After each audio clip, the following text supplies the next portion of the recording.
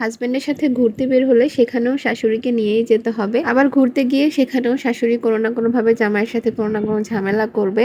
তো এই কথাগুলো হচ্ছে আমার না, বা আমার নিজের লাইফেরও না, এগুলো বর্তমানে খুবই আলোচিত টপিক, পলাশ সাহার ওয়াইফের কথা। তো আমি হচ্ছে তেমন একটা এই ব্যাপারে মাথা ঘামাইনি, প্লাস হচ্ছে ভিডিও সামনে আসলে স্কিপ করেছি। তো কালকে হচ্ছে একটা ভিডিওতে দেখলাম যে ওনার বার্থডেতে হচ্ছে উনি আর ওনার হাজব্যান্ড ওনার শাশুড়িকে নিয়েই ঘুরতে বের হয়েছিল। তো সেখানে হচ্ছে আলাদা করে ওয়াইফের সাথে দূরে গিয়ে ছবি তোলে, ওনার শাশুড়ি নাকি ওনার হাজব্যান্ডের সাথে অনেক ঝামেলা করে, এমনকি গায়েও হাত তোলে। ঘটনাটা সত্য কিনা মিথ্যা তা জানি না। আসলে আমাদের আশেপাশেও কিন্তু এমন অনেক মহিলা আছে, এমন অনেক শাশুড়ি আছে যারা বউয়ের জীবন একদম অতিষ্ঠ করে ফেলে।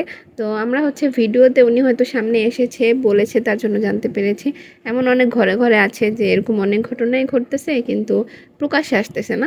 তো যাই হোক, আবার অনেক বউরাও আছে যারা কিনা শাশুড়িকে সহ্য করতে পারে না, শাশুড়ির সাথে ঝামেলা করে। এগুলো করে আসলে শান্তি তো পাওয়া যায় না, বরঞ্চ খুবই পরিণতি খুবই খারাপ হয়, যেমনটা আমরা দেখেছি পলাশাহার ক্ষেত্রে। ঘটনা দেখেও কিন্তু মানুষের শিক্ষা নেওয়া উচিত, বোঝা উচিত। তো যাই হোক, ফেসবুকে এসব দেখতে দেখতে মন মানসিকতা একদমই খারাপ হয়ে গিয়েছিল। তো আমার হাজব্যান্ড বললো যে চলো একটু ঘুরে আসি। আমাদের ঘুরতে যাওয়া এরকম হুটহাট করেই হয়। তো সন্ধ্যার পরে হচ্ছে আমরা প্ল্যানিং করলাম যে একটু বাইরে বের হবো, ঘুরে আসবো। তারপর আমার ননদকে বললাম, তো ও হচ্ছে মাত্র প্রাইভেট থেকে এসেছিল, এর জন্য ও যেতে চাচ্ছিল না। তারপর আমার শাশুড়িকে বললাম, কিন্তু উনি তো যেতেই চাচ্ছিল না, এই বাহানা ওই বাহানা দিয়ে হচ্ছে বলছিল তোমরা যাও ঘুরে আসো, আমি যাব না। তারপর এক প্রকার জোর করে ওনাকে ঘুরতে নিয়ে গেলাম। তারপর এই তো শপিং মলে এসে রেস্টুরেন্টের সামনেই দেখা হয়ে গেল আমার কাকা শ্বশুরদের সাথে, ওনারাও কিছু শপিং করার জন্য এসেছিল। তো ওনাদের কাজ শেষে ওনারা রেস্টুরেন্টে এসেছিল, দেন বের হয়ে যাচ্ছিল, তখনই আমাদের সাথে দেখা। আর আমার পিচ্ছি দেবরটা তো আমাদের দেখেই দুষ্টুমি শুরু করে দিয়েছে। দেন আমার শাশুড়ি হচ্ছে সেট মেনু থেকে অর্ডার দিয়েছিল, আর আপনাদের ভাইয়া নুডলস অর্ডার দিয়েছিল, এটা ছিল ওনাদের স্পেশাল নুডলস। তার কিছুক্ষণ পরে আমার বার্গারও চলে এসেছে। তো এরপর আমরা অর্ডার দিয়েছিলাম চিকেন চাপ আর তার সাথে প্লেন নান। এই রেস্টুরেন্টের চিকেন চাপের টেস্টটা আগে অনেক ভালো ছিল, যেটা এখন অনেকটা কমে এসেছে। প্রথমেই যারা ভিডিওর ক্যাপশন দেখে ভেবেছিলেন যে এটা আমার জীবনের ঘটনা, তাদের জন্য এক বালতি সমবেদনা। আলহামদুলিল্লাহ, আমাদের শাশুড়ি বউয়ের সম্পর্ক খুবই ভালো। যারা আমার ভিডিও রেগুলার দেখেন তারা তো জানেনই, আসলে নজরের ভয়ে অনেক কিছু শেয়ার করা হয় না।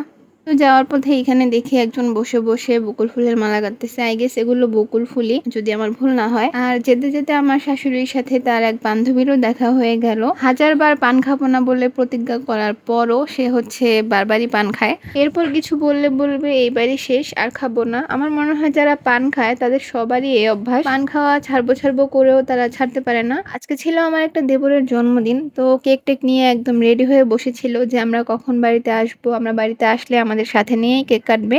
এরপর আমরা বাড়িতে আসলাম, আর বাড়িতে এসে সবাই মিলে ওকে উইশ করলাম। তারপর সবাইকে সাথে নিয়ে ও কেক কাটলো আর সবাইকে কেক খাইয়ে দিল। সবাই ওর জন্য দোয়া করবেন যাতে আল্লাহ ওকে অনেক ভালো রাখে। আজকের ভিডিওটা এখানেই শেষ করছি। সবাই ভালো থাকবেন, সুস্থ থাকবেন, আর ভিডিও ভালো লাগলে লাইক কমেন্ট শেয়ার সাবস্ক্রাইব করতে ভুলবেন না। Thanks for watching. আল্লাহ হাফেজ।